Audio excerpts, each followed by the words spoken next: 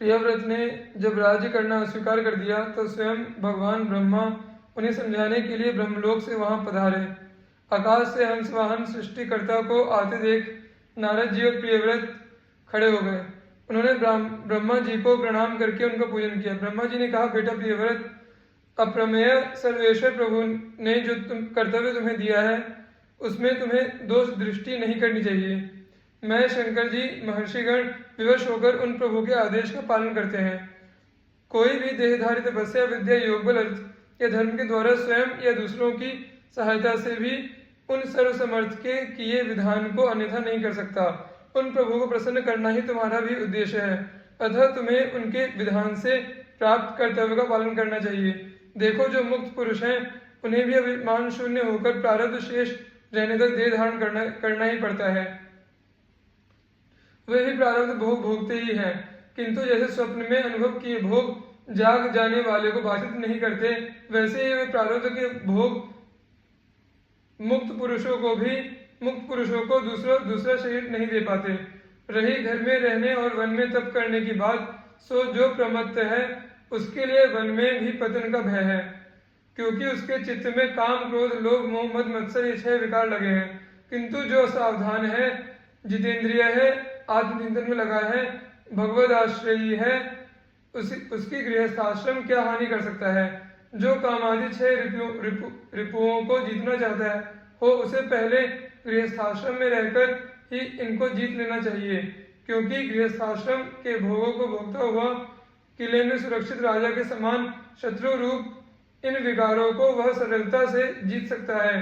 तुम तो कमल नाभ नारायण के चरण कमल रूपी गढ़ का आश्रय लेकर सभी विकारों को जीत चुके हो, अतः भगवान के दिए हुए भोगों को भोगो और आसक्ति रहित होकर प्रजा का पालन करो।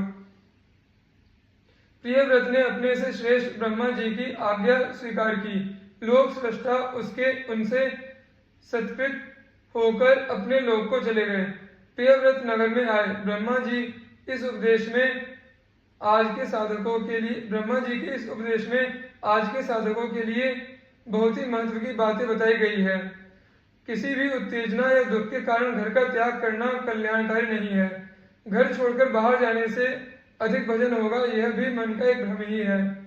जब तक मन में काम क्रोध लोभ मोह मद मत्सर हैं, तब तक घर छोड़ देने पर पतन का भय ही अधिक है। इन दोषों पर घर रहकर जितनी सरलता से विजय पाई जा सकती है, उतनी बाहर नहीं। भगवान के चरणों का आश्रय लेकर भगवान नाम का जप करते हुए कर्तव्य का पालन करते हुए घर रहकर ही इन दोषों को जीतना चाहिए। इन शत्रुओं से बचे रहने के लिए घर सुरक्षित किला है। जो घर में इन दोषों से घबराता है, उसे जानना चाहिए कि बाहर उसकी कठिनाई और बढ़ जाएगी। दोषों को बढ़ने के लिए बाहर अधिक अवसर मिलेगा। ब्रह्मा जी की आज्ञा मानकर प्रियव्रत राजधानी में आए। उन्होंने राज्य और गृहस्थाश्रम स्वीकार किया। प्रजापति विश्वकर्मा की पुत्री बर्हिष्मति से उन्होंने विवाह किया। उनके 10 पुत्र और 1 कन्या हुई। प्रियव्रत संपूर्ण ब्रह्मांड के स्वामी थे। उन्हें यह अच्छा न लगा कि आधी पृथ्वी पर एक समय दिन और आधी पर रात्रि रहे। मैं रात्रि को भी दिन बना दूंगा। यह सोचकर अपने ज्योतिर्मय दिव्य रथ पर बैठकर वे सूर्य रथ की गति के समान ही वेग से रात्रि वाले भाग में यात्रा करने लगे। इस प्रकार 7 दिन रात्रि वे घूमते रहे और उतने काल उन्होंने पूरे भूमंडल पर दिन के समान प्रकाश बनाए रखा। ब्रह्मा जी ने इस कार्य से उन्हें रोका। उनके रथ के पहियों से ही 7 समुद्र बन गए। उन समुद्रों से घिरे एक एक द्वीप का अधिपति उन्होंने अपने एक एक पुत्र को बनाया। आग्नेयद्र, इद्मजीव,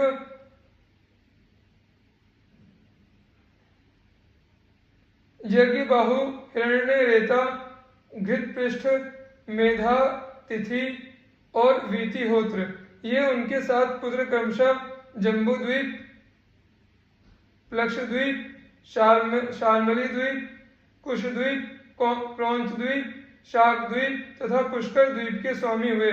कवि, महावीर और सवन, ये 3 पुत्र आजन्म ब्रह्मचारी आत्मवेदता परमहंस हो गए।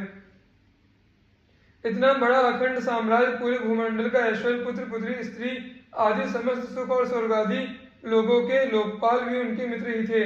किंतु भगवान के परम भक्त प्रियव्रत को इन सब का तनिक भी मोह नहीं था। उन्हें लगता था कि व्यर्थ ही मैंने यह प्रपंच बढ़ाया। वे अपने को गृहासक्त तथा पत्नी में कामासक्त मानकर बराबर धिक्कारते थे। पुत्रों को राज्य देकर वे संपूर्ण ऐश्वर्य का त्याग करके फिर गंधमादन पर नारद जी के पास चले गए। भगवान का निरंतर चिंतन करना उन्होंने अपना एकमात्र व्रत बना लिया। कर्म के द्वारा, पुण्य के द्वारा और योग के द्वारा मिलने वाला पृथ्वी और स्वर्ग आदि लोकों का समस्त भोग उन्हें प्राप्त था, किंतु उन महाभाग ने उसे नरक के भोग के समान मानकर त्याग दिया। परम पुरुष भगवान के अनंत सुधा सिंधु में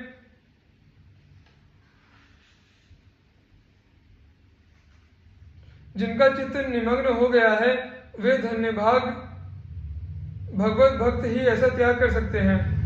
श्री पृथु जी का चरित्र 56 में आया है।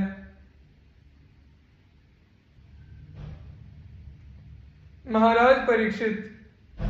सुभद्रा कुमार अभिमन्यु की पत्नी महाराज विराट की पुत्री उत्तरा गर्भवती थी। उनके उदर में कौरव एवं पांडवों का एकमात्र वंशधर था।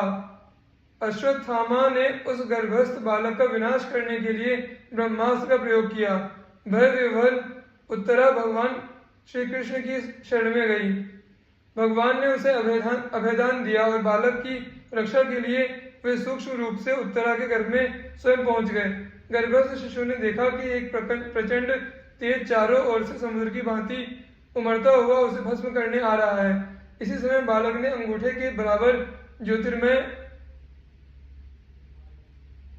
भगवान को अपने पास देखा। भगवान अपने कमल नेत्रों से बालक को स्नेह पूर्वक देख रहे थे। उनके सुंदर श्याम वर्ण पर पीतांबर की अद्भुत शोभा थी। मुकुट, कुंडल, अंगद, किंकिणी प्रभृति मणिमय आभरण उन्होंने धारण कर रखे थे। उनके 4 भुजाएं थी और उनमें शंख, चक्र, गदा, पद्म थे।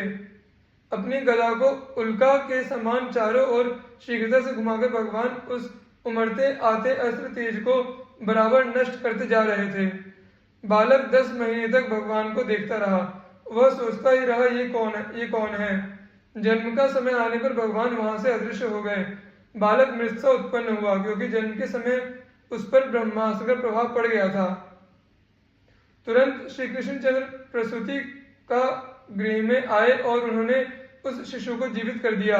यही बालक परीक्षित के नाम से प्रसिद्ध हुआ। जब परीक्षित बड़े हुए, पांडवों ने इन्हें राज्य सौंप दिया और स्वयं हिमालय पर चले गए। प्रतापी एवं धर्मात्मा परीक्षित ने राज्य में पूरी सुव्यवस्था स्थापित की। एक दिन जब ये दिग्विजय करने निकले थे, इन्होंने एक उज्जवल सांड देखा जिसके 3 पैर टूट गए थे। केवल एक ही पैर शेष था। पास ही एक गाय रोती हुई उदास खड़ी थी। एक काले रंग का शूद्र राजाओं की भांति मुकुट पहने हाथ में डंडा लिए गाय और बैल को पीट रहा था। यह जानने पर कि गौ पृथ्वी देवी है और वृषभ साक्षात धर्म है तथा यह कलयुग शूद्र बनकर उन्हें ताड़ना दे रहा है, परीक्षित ने उस शूद्र को मारने के लिए तलवार खींच ली। शूद्र ने अपना मुकुट उतार दिया और वह परीक्षित के पैरों पर गिर पड़ा। महाराज ने कहा, कली, तुम मेरे राज्य में मत रहो। तुम जहां रहते हो वहां असत्य, दंभ, छल, कपट आदि अधर्म रहते हैं। कली ने प्रार्थना की, आप तो चक्रवर्ती सम्राट हैं, अतः मैं कहाँ रहूं यह आप ही मुझे बता दें। मैं कभी आपकी आज्ञा नहीं तोड़ूंगा। परीक्षित ने कली को रहने के लिए जुआ, शराब, स्त्री, हिंसा रूप स्थान बताए। ये कली के निवास हैं। इनसे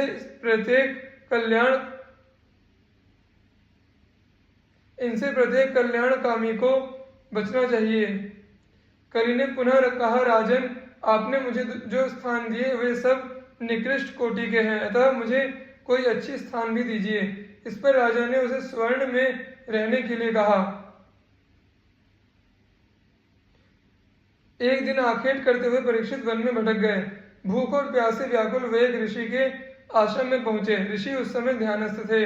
राजा ने उनसे जल मांगा, पुकारा, पर ऋषि को कुछ पता नहीं लगा। इसी समय कली ने राजा पर अपना प्रभाव जमाया।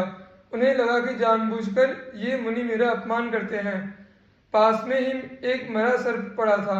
उन्होंने उसे धनुष से उठाकर ऋषि के गले में डाला, यह परीक्षा करने के लिए कि ऋषि ध्यानस्थ हैं या नहीं, और फिर वे राजधानी लौट गए। बालकों के साथ खेलते हुए उन ऋषि के तेजस्वी पुत्र ने जब यह समाचार पाया तब शाप दे दिया, इस दुष्ट राजा को आज के 7वें दिन तक्षक काट लेगा।